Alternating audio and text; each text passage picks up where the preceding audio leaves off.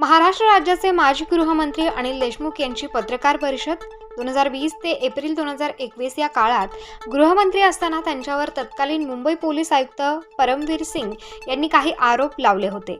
त्यांच्यावर आरोप झाल्यानंतर देशमुखांनी त्वरित तत्कालीन मुख्यमंत्री उद्धव ठाकरे यांना पत्र लिहून विनंती केली होती की लावलेल्या आरोपांची त्वरित चौकशी करावी। या संदर्भात पत्रकार परिषद घेण्यात आली। पत्रकार परिषदेमध्ये स्वागत करतो। आजच्या या पत्रकार परिषदेला आमचे माननीय माजी आमदार नितीनजी भोसले, आमच्या महिलाचे अध्यक्ष, युवकचे अध्यक्ष, बाकी सर्व राष्ट्रवादी काँग्रेस शरद पवार गटाचे सर्व पदाधिकारी उपस्थित आहेत। आपल्या सर्वांना कल्पना आहे की कालच अधिवेशन संपलं आणि जेव्हा मी महाराष्ट्र राज्याचा गृहमंत्री होतो तेव्हा माझ्यावर तेव्हाचे पोलीस आयुक्त परमवीर सिंग यांनी माझ्यावर आरोप केला होता, 100 कोटीचा आरोप केला होता। आणि हा आरोप झाल्यानंतर त्यावेळेसचे मुख्यमंत्री उद्धवजी ठाकरे यांना लगेच पत्र लिहून विनंती केली होती की हे जे आरोप माझ्यावर झाले, की हे जे आरोप माझ्यावर एका पक्षाने करायला लावले याची चौकशी करावी। अशा पद्धतीनं मी स्वतःहून विनंती केल्यानंतर, म्हणजे ही गोष्ट आहे 3 वर्षापूर्वीची, ही विनंती केल्यानंतर हायकोर्टचे निवृत्त न्यायाधीश चांदीवाल साहेब यांच्या अध्यक्षतेखाली कमिशन ऑफ इन्क्वायरी ॲक्टच्या अंतर्गत त्याची चौकशी झाली। 13 महिने चौकशी झाली आणि हायकोर्टचे न्यायाधीश माननीय चांदीवाल साहेब यांनी आपला रिपोर्ट हा सरकारला जवळजवळ 1.5 वर्षापूर्वी दिला आणि हा रिपोर्ट 1.5 वर्षापूर्वी सरकारला दिल्यानंतर मी सातत्याने मागणी करतोय। आताच्या अधिवेशनामध्ये सुद्धा विधान भवनात मी प्रश्न उपस्थित केला की माझ्या विरुद्ध जो आरोप झाला त्याच्या चौकशीचा आयोग न्यायमूर्ती चांदीवाल यांच्या अध्यक्षतेखाली नेमला होता, त्याचा रिपोर्ट सरकारकडे 1.5 वर्ष झाले आहे, पण सरकार तो आयोगाचा रिपोर्ट विधानसभेच्या पटलावर ठेवत नाही। तोपर्यंत विधानसभेच्या पटलावर ठेवणार नाही तोपर्यंत जनतेसमोर काय एक्झॅक्टली घडलं, त्या चांदीवाल कमिशनचे निरीक्षण काय आहे, त्यांचे ऑब्झर्वेशन काय आहे, त्यांची फाइंडिंग्स काय आहे, हे जनतेला कळणार नाही। म्हणून कालपर्यंत मी वाट पाहिली की शेवटल्या तासात तरी हा चांदीवाल साहेबांचा अहवाल शासनाच्या माध्यमातून विधानसभेच्या पटलावर ठेवण्यात येईल, पण हा अहवाल त्यानिमित्तानं ठेवण्यात आला नाही। या बाबतीत मी माननीय राज्यपालांना सुद्धा पत्र लिहिलं होतं की शासनाला आपण निर्देश द्यावे की हा न्यायमूर्ती चांदीवाल यांचा जो अहवाल आहे तो लवकरात लवकर पटलावून ठेवून तो जनतेसमोर जावा, या दृष्टीने आपण निर्देश द्यावे। अशा पद्धतीने माननीय राज्यपाल साहेबांना सुद्धा विनंती केली होती, पण त्यांनी सुद्धा त्याच्यामध्ये लक्ष घातलं नाही असं दिसतं। माझा एकच आग्रह आहे की अशा पद्धतीने आयोग नेमल्यानंतर त्याचा रिपोर्ट आल्यानंतर तो जर शासनामध्ये 1.5-2 वर्ष पडून राहत असेल तर त्याचा काय फायदा। म्हणून जे काही निरीक्षण त्या आयोगाचे आहे ते लवकरात लवकर जनतेसमोर यावे, या दृष्टीनं आता अधिवेशन संपलं आहे, पण तरी पण दुसऱ्या माध्यमातून तो जरी अहवाल राज्य शासनाने पुढील काळामध्ये लवकरात लवकर जनतेसमोर ठेवला तर जनतेला माझ्यावर झालेल्या आरोपाची वस्तुस्थिती काय आहे हे त्यानिमित्तानं माहीत होईल। मी आपल्याला एक सांगतो की माझ्यावर जेव्हा त्यावेळेस आरोप झाला होता, थोडक्यात पूर्ण इन्सिडेंट सांगायचं झालं तर मी जेव्हा राज्याचा गृहमंत्री होतो त्यावेळेस भारताचे सर्वात मोठे उद्योगपती मुकेश अंबानी यांच्या घरासमोर एका स्कॉर्पिओ गाडीमध्ये बॉम्ब ठेवण्यात आला। हा बॉम्ब ठेवण्यात आल्यानंतर आम्ही त्याची इन्क्वायरी चालू केली।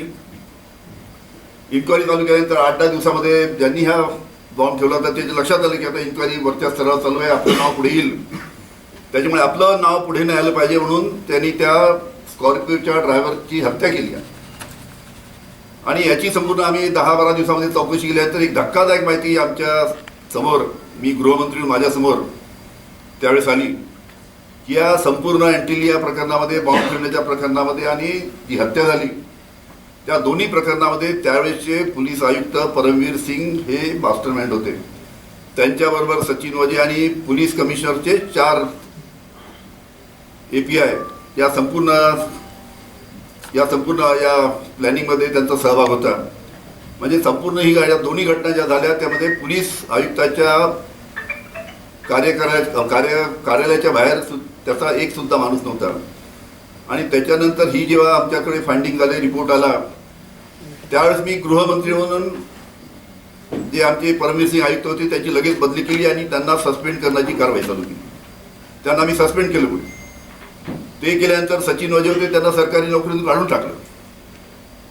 हे सर्व झाल्यानंतर काही विरोधी पक्ष, भारतीय जनता पार्टीच्याच काही मोठ्या नेत्यांनी महाराष्ट्राच्या या दोघांना एकत्र बोलावून तुमच्यावर अन्याय झाला, तुम्ही अनिल देशमुखावर काहीतरी आरोप केले पाहिजे अशा पद्धतीने त्यांना आरोप करायला लावून माझ्यावर आरोप करायला लावले आणि माझ्यावर तो आरोप झाला होता.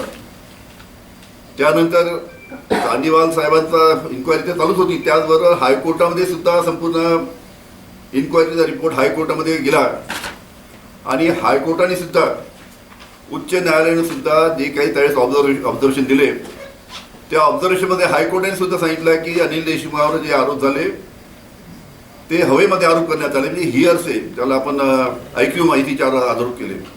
आणि अनिल देशमुखावर जे आरोप झाले त्याचे कोणतेही पुरावे नाही अशा पद्धतीचा हायकोर्टाने सुद्धा निकाल दिला.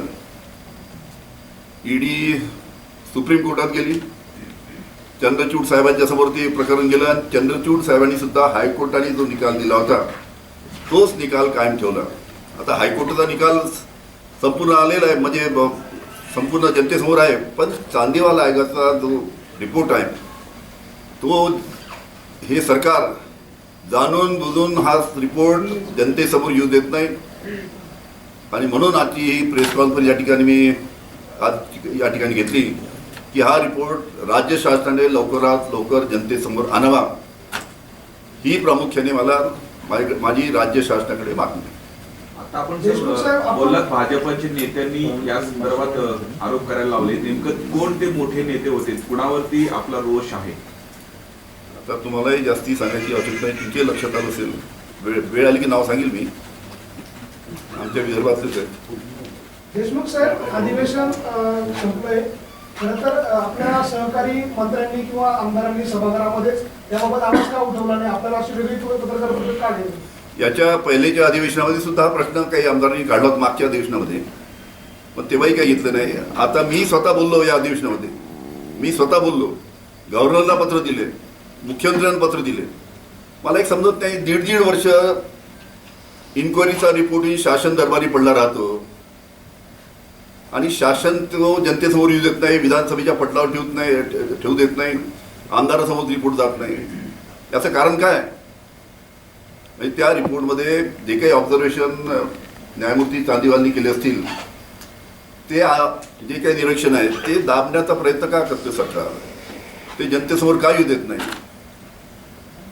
आणि म्हणून अधिवेशन जरी संपलं असेल तरी दुसरा कोणता मार्ग असेल त्या मार्गाने राज्य सरकारने हा आयोगाचा जो रिपोर्ट आहे लवकरात लवकर जनतेसमोर ठेवावा अशी या पत्रकार परिषदेच्या माध्यमातून माझी राज्य सरकारला विनंती आहे. आपला पक्ष आपल्याला या सगळ्या प्रकरणात एकटं पाडतोय का? कारण अशा सगळ्या प्रकरणामध्ये आपल्या सगळ्या सहकाऱ्यांनी हाऊसमध्ये या संदर्भात आवाज उठवायला पाहिजे होता आणि त्यामुळेच मागणी करणं अपेक्षित होतं. मात्र आपल्याला अशी स्वतंत्र पत्रकार परिषद घेऊन ती मागणी करावी लागते. याचा अर्थ पक्ष आपल्या बरोबर नाही का या सगळ्या प्रकरणात? 100% खालपासून तर वरपर्यंत 100% पक्ष माझ्या बरोबर आतापासून नाही, गेल्या पहिल्या दिवसापासून, कारण की सर्व पक्षाला माहीत होतं, आमचे जे वरिष्ठ नेते आहेत त्यांना सुद्धा माहीत होतं की हे अनिल देशमुखांना फसवण्यासाठी 3 वर्षापूर्वी काही खोटे आरोप अनिल देशमुखांवर करायला लावले, हे सगळ्यांना माहीत होतं. त्याच्यामुळे सर्व पक्ष माननीय शरद पवार साहेबांपासून तर खालपर्यंत 100% सर्व पक्ष माझ्या खंबीरपणे पाठीशी होता. जर तुम्ही अजित पवार गटात सामील झाला असं तर या सगळ्या प्रकरणावर पडदा पडला असता असं तुम्हाला वाटतं का? असं आहे की 3 वर्षापूर्वी जेव्हा माझ्यावर पहिला आरोप झाला त्यावेळेस काही आमच्या विरोधी पक्षांनी प्रयत्न केला. आता तुम्हाला सांगायला हरकत नाही, त्यावेळेस काही विरोधी पक्षांनी माझ्याकडे माणसं पाठवली, अतिशय जवळचे, त्यांचे अतिशय जवळचे म्हणजे त्यांच्या विश्वासातले. आणि त्यावेळेस 3 वर्षापूर्वी मला सांगितलं की तुमच्यावर 100 कोटीचा आरोप झाला आहे, तुम्ही जर आम्हाला अशा एक ॲफिडेविट करून दिलं. त्यांनी 3-4 मुद्दे मला सांगितले होते की नंबर 1, नंबर 2, नंबर 3, नंबर 4 काय ॲफिडेविट करायचे. मी जर ते 3 वर्षापूर्वी ॲफिडेव्हिट करून दिलं असतं त्यांच्या म्हणण्याप्रमाणे आमच्या विरोधी पक्षाच्या, तर माझ्यावर ईडी लागली नसती, माझ्यावर CBI लागली नसती, माझ्यावर कोणती केंद्रीय यंत्रणेचा त्यांनी चौकशी झाली नसती. पण 3 वर्षापूर्वी मी त्यांना साफ नाकारलं आणि ज्या दिवशी मी त्यांना नकार दिला त्याच्या दुसऱ्या दिवशी माझ्यावर पहिला रेड झाला. कुठले 4 मुद्दे? ते 4 मुद्दे वेळ आली की सांगितलं. पक्षातल्या कुठल्या मोठ्या नेत्याला अडचणीत आणणारे मुद्दे होते का त्या ॲफिडेव्हिटमध्ये? 100%.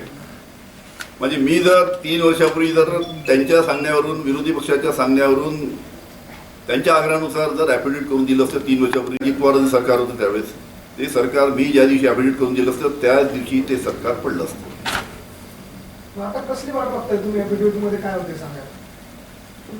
वेळ आली की सांगू. वेळ कधी येणार? लवकरात लवकर. तुम्ही प्रेस कॉन्फरन्स घेताय, तुम्ही मोठा आरोप करताय की त्याच वेळेला सरकार पडलं असतं. असं नेमकं काय होतं सरकार पडण्या इतकं? काय त्याच्यामध्ये गंभीर मुद्दे होते की ते तुम्हाला थेट ॲफिडेव्हिट करायला सांगत होते? वेळ आल्यावर ते मुद्दे मी नाही ऐका, तुम्ही एक मिनिट प्रेस कॉन्फरन्स घेताय आणि तुमचं आता हे सगळ्या प्रकार स्टार न्यूजसाठी यतीन फडोळ, नाशिक.